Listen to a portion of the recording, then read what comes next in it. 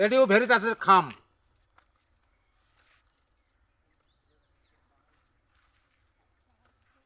BBC. BBC Bangla. BBC Bangla. BBC. এদের খবর শোনা হয়। Deutsche Welle.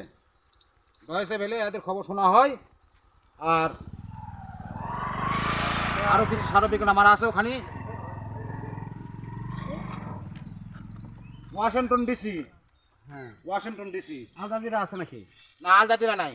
আর আপনার এই যেই রেডিওটি সচল আছে এটি একটু অডিয়েন্সদেরকে বাজিয়ে একটু শোনান তো।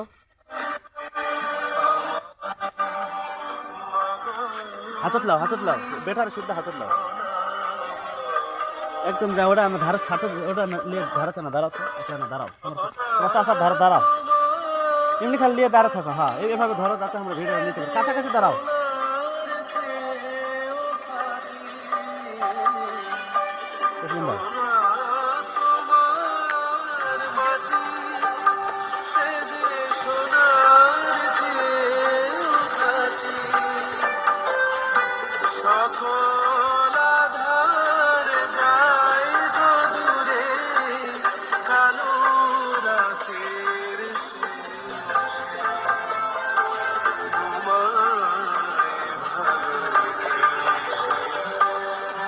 আটমূল আউরাপাড়া নিবাসী মোহাম্মদ শফিকুল ইসলাম একজন রেডিও প্রেমী।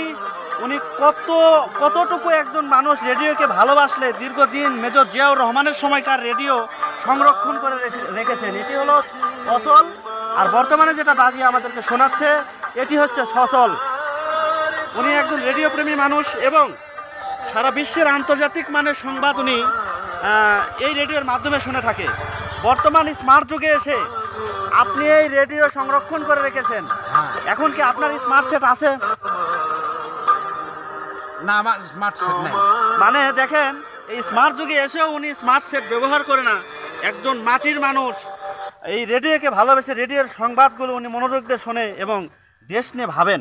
এই তো আপনার চিন্তা। এবং ভবিষ্যতে এই রেডিওগুলো আপনার কোনো নাতি বা ছেলে মেয়ে সংরক্ষণ করবে, এই ধরনের কোনো প্ল্যানিং বা অবস্থা আছে কিনা? আছে, মানে আমার কাছে রেডিও 3বার আসছিল, আমি রেডিও বিক্রি করি নাই। করেননি? না। যতদিন থাকবেন বেঁচে আপনি ধরে রাখবেন। তবে আরেকটা রেডিও আছে, কার্টুন কাটি নাই। ওটা একদম ইনটেক। ইনটেক মানে 3বার আসছিল, আমি বিক্রি করি নাই। বিক্রি করেননি? না। একজন রেডিও প্রেমীর গল্প শুনলাম, ওনার জন্য দোয়া করবেন। এবং ওনার কাছে আরও অনেক পুরাতন জিনিস আছে, ঘড়ি আছে, রেডিও আছে, বাড়িতে আরও অনেক কিছু আছে, এখানে আনা সম্ভব হয়নি। এটা হচ্ছে আটমূল আউরাপাড়া পরিবেশ।